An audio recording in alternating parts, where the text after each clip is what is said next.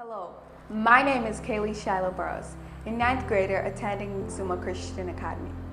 I am convinced that competition has the potential to improve Bahamian banking services. But is it required to increase the supply of Bahamian banking services?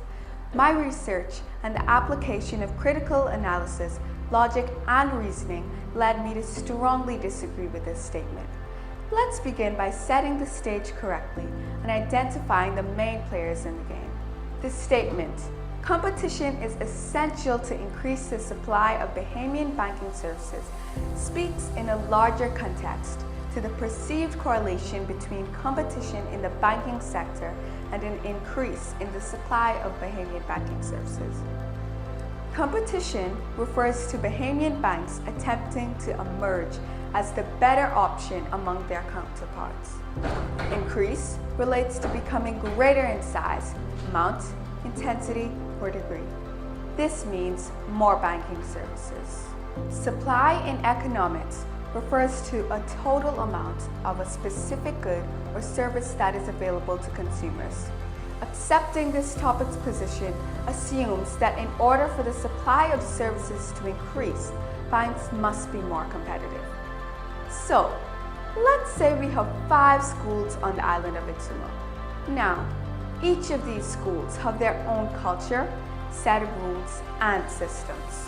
They all supply the same general service of educating students, but they all do it as they see fit. This makes each school unique and attractive to the cross-section of the population that it targets.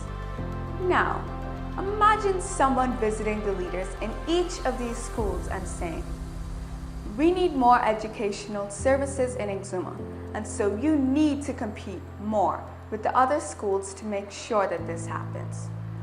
Notice, the person is not saying that we need to improve the quality of your programs to retain the students that you currently have. They are encouraging competition so that there would be more schools or more services and products provided by schools for the same students on the small island of Exuma to choose from. Now, this may seem like an interesting idea, but imagine the strain, cost, and abundance of resources that each school would end up investing just to remain competitive. What kinds of decisions would those schools have to make to remain competitive? Who would pay for the investment in the strategies to compete? And would this automatically result in an increase in the supply of services that schools offer? The first issue surrounding competition in the banking sector is that competition may lead to a decrease in profitability for existing banks, potentially resulting in reduced services for customers. This actually opposes the statement on hand. According to worldbank.org, higher competition may erode banks' profit margins, leaving them with insufficient capital cushions. Since we all know that in order for banks to remain operational, they must be profitable, this is clearly a risk.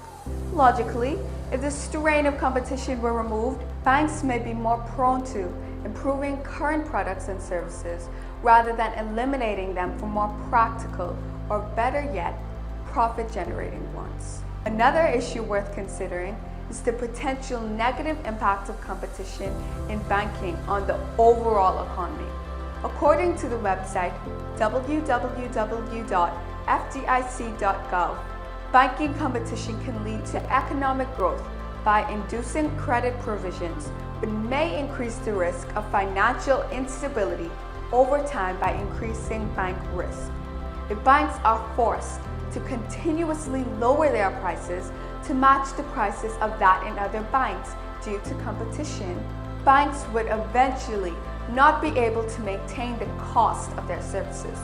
This is not a sustainable model for a small population nation like the Bahamas. Reduced services may discourage investment and hinder economic growth, and with banking as our second industry, it can put the Bahamian economy at risk. The Bahamas can continue to thrive without the need for competition in the banking sector.